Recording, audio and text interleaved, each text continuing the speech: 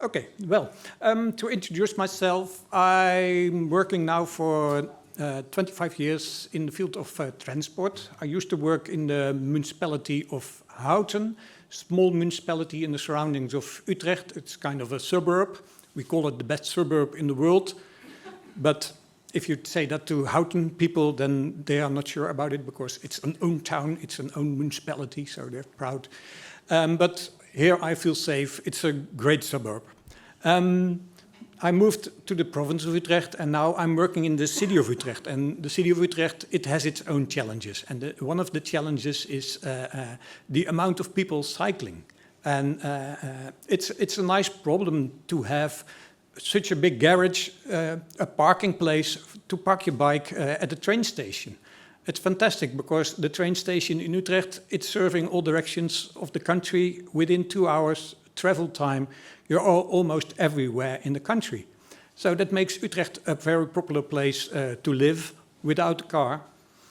People are cycling to the train station and we have these kind of figures to show how good cycling is integrated in our public streets. Short trips are mostly done by bike. Bit longer trips are done by public transport. We see the in-betweens, that's where we have to work on. That's also what we are doing together with the province in Utrecht. And they just announced a new scheme that they will invest much more in non-stop cycling routes, a program running for the next 4 years for 120 million euros. To build more bridges, better connectivity between the municipalities surrounding Utrecht. So the picture is one of those congested junctions near the train station. And that's why we have this vision for the city of Utrecht, how to develop in the future. Utrecht is still growing because it's a driving university town. People who start living there, they want to stay in Utrecht. So we want to cater for that. And as the density of the city is growing, the amount of people is growing, but the public space is not growing. So that's we have to be more efficient. And then we say public transport should be the backbone of our transport and cycling should be in it. We see here that the main dot is the train station, but we have surrounding train station, commuter stations, so to say, that also should be expanded and should have much more functions at the train station or in the near destination of that station. So this is the vision that we have. We want to have better connectivity. We want to have better integration. And we have strict parking policies in Utrecht. Parking in the street, for residents, you can have a permit. First ring, it's 500 euros a year. When you go a bit further away, it's 100 euros a year for the first car. But if you are visiting Utrecht in the first ring, you have to pay 5 euros per hour to park on the streets. So it's a cost benefit, as it was already mentioned by Mark. It's what do you want? Do you want to have travel-free, hassle-free travel to the city center? You just pay your money, and we are happy with it because we are using that money to spend on cycling infrastructure. This is the train station, how it looked 15 years ago. It was already a wide bundle of tracks, and you can see the building was already, building parts were already there. It has completely changed, and I will show you how it has changed, especially to integrate cycling, because cycling at that time was outdoors like this. It was an ocean of bicycles. Everywhere bicycles parked in the parks, double-tier racks, not very friendly, a lot of bike theft. A lot of people were stressed if their bike was standing there still in the evening, if it was not vandalized and so on. And also it's a valuable ground because it's the most accessible place in the Netherlands by train, but also by car. So it's the most valuable place in the ground. The ground prices are really high. So why do you want to store iron there? Shouldn't we do it a bit more efficient? So we came up with this master plan to add 33,000 parking spaces for bicycles. You can see on this map in blue that are the main public ones at the train station. In red, the private ones at companies in their own offices. And also the green ones that are the public parkings for shopping people or visitors. And they can make use of it. And we said for the people that want to use the bike to Utrecht, to the city center, the first 24 hours has to be free. Because otherwise we have a lot of bikes in the street. And that's also a hassle because we don't have that space in the streets. It's a narrow old town with winding streets and all those parked bicycles, yeah, they are a nuisance for pedestrians, for people with strollers and so on. Well, building took place, takes 5 years, and then you end up with something like this, a 3-story parking garage. This one is a smaller one, 4,200 places. It was celebrated by balloons. It has indicators to show which row has how many places available. There are sensors everywhere. You have to check in with your transport card and check out also by a human. So he says, sends a goodbye, have a nice evening, but also in the morning they welcome you at the train station. And often that's the only person that you see from the train company that's welcoming you. So that's a good experience to have a person talking to you. So that's nice. Well, we also have an app. We have displays in the streets because if you have it for car traffic, you can also have it for cycling traffic. There's an app available. No one is using it. Only we are doing as researchers to find out, is it busy in the street? What are the patterns of people? But we have it. Well, and then the big parking garage, 12,500 places. That's a bit more complicated because 3 floors of parked bicycles, walking in would take too long time. So we said you must have a circuit that you can cycle in from the bottom floor to the upper floor, but also to the lower floor. And 12,000 people, 12,500 places, that means also that during rush hour you have to accommodate 100 people or 180 people even in the busiest minute. And you must have the throughput, and that's only what you can achieve by cycling. So this is the maquette. This is how it looks nowadays, with wide corridors, with double-tier racks, with stairs, everything is on it. You check in, you cycle in the red pavement, red asphalt, and then you go into the corridor. You can see also here the numbers of the free spaces available. Yeah, so nice pictures, of course. We won the concrete prize of the Netherlands because of this building, because its functionality, it's grey, yes.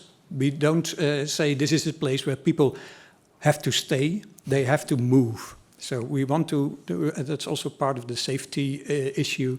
You don't want to have people hanging around all the time. That would be, yeah, difficult for people. So how is it organized? We got a question already. If you stay in your own silo, this won't happen. And parking at train stations, it's really complicated. We have the Dutch railways in the middle. We have the ProRail, that's the track operator, and they are steered by the Ministry of Infrastructure or Transport. And, but also the Dutch railways, they are owned by the Ministry of Finance. So they had to make money in the past. Nowadays they have a little loss. And then we have the city of Utrecht. So I will show very briefly how we organize it. So the ownership. Well, the ownership is between all 3 of us. The city of Utrecht owns part of the train station, but also the Dutch Railways owns part of the train station, and also ProRail. So we have to work together. The building itself, well, the building of the parking was commissioned by ProRail, but it was paid partly by the city of Utrecht. The exploitation, so who is doing it on a daily basis? That's financed by Dutch Railways and the municipality. And we pay our own share, half of it. Otherwise, we would have, as a city, all those parkings in the streets and on the field. And now we are happy to have it in the building itself. So, and yeah, I showed a picture of the OV-fiets. We have 1,100, and after 9 o'clock, they are all gone out in the street. The maintenance of the building, the racks, it's done by ProRail together with the city of Utrecht. So another layer.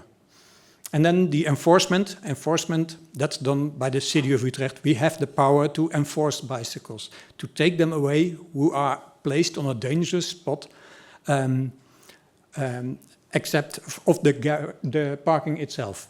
I will briefly show the process. There's the bike, that's our people picking up the bike. They bring it to the depot. We have to store it because you are not allowed by law to take someone's property away, and you have to store it in a bike prison.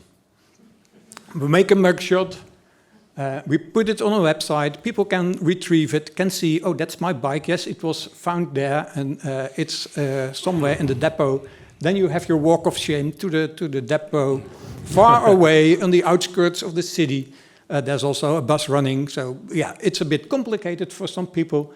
There's people that are storing the bike, and then you have to pay for it. 22 euros, 23.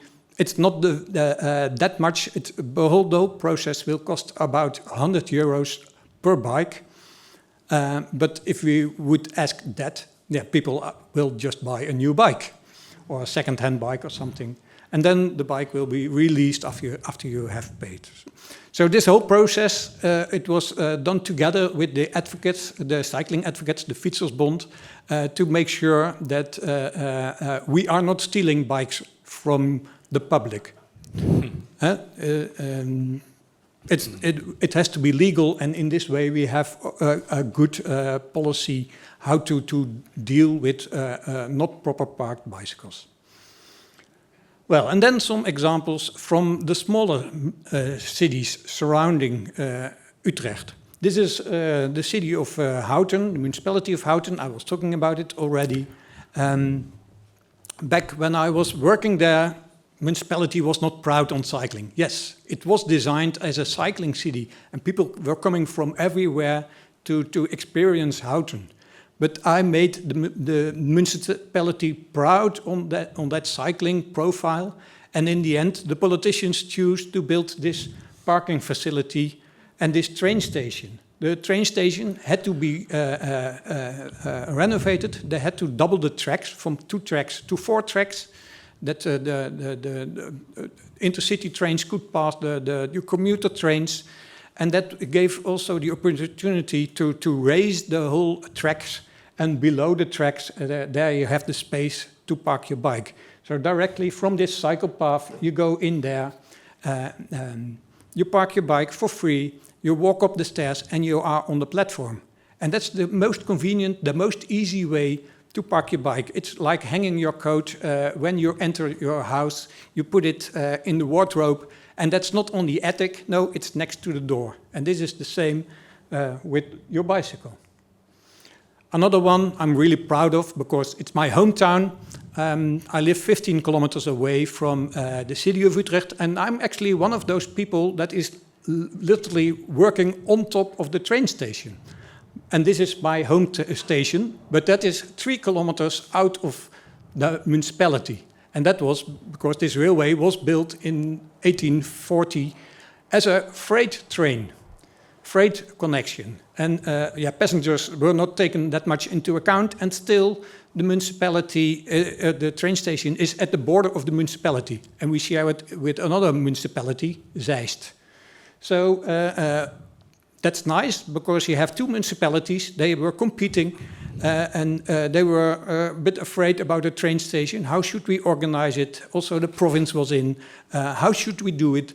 And then in the end, finally, they came up with this train station, and you can see, as it is a bit out of town, a lot of cars. And where have the bicycles gone? Are there people cycling to this train station? Yes, there are quite a lot. This used to be the station in the past. You can see here the level crossing in the past that had to be eliminated, also because the tracks were widened to 4 tracks. That's not allowed to have a level crossing. A lot of bicycles, and then trains, of course. It was a mess, and you always were afraid that your bike was stolen. I got my bike stolen there also. My wife got her bike stolen, so people didn't want to invest a lot into bicycles. The station bike, well, it was almost invented in Driebergen. And this is how it looks nowadays. Below the train station, there's a cellar, a wide one. You go down with the ramp, you check in with your card again. There's a guy who says hello in the morning, in the evening. Also, you can see the timetable from the trains, the current timetable. So when you arrive, you see if you are in time or your train is late or not. That's really smooth. And we had one part, this area, where people could park their cargo bikes. And then we take the general idea of ProRail, the Dutch, the railways, the rail track operator, and they have a rule of thumb how many people will arrive by cargo bike or by wider bicycles with crates or with child seats that cannot go down and cannot use the upper racks and so on. So this is how it looks downstairs. Once again, with the signaling. You can see here the stairs. They're really easy to walk down your bike. There's this corridor, and in the end, there's the door, again, with the stairs going up directly to the platform. Fantastic. I'm really happy, and I've parked my bike now in row 17 because my house number is 17. So I always know I have to be in that row. As you can also see, there's still a lot of empty places. And that is because we have built this train station for the next 70 years. And when you have this parking facility, you cannot expand it because it's below the surface, it's below the ground. So, yeah, you must have capacity for the future, for the increase for the future. And that's already available here. I'm really happy about this. And this picture shows the best success of the train station. The cargo bikes are standing now outside of the train station because there's so much demand. People feel now so much safer to travel with their precious cargo bikes to the train station. And you really have to imagine this, a cargo bike of 7,000 euros. They park it now safely in front of the train station because there's now a person guarding bicycles. And this is actually the best one over here, a guy who is with his wheelchair, with his mobility scooter. He's traveling on its own to the train station. He leaves his device over there, but his wheelchair, he can access the elevator and then to the platform, as it is a seamless, barrier-free entrance to the commuter trains. That's fantastic.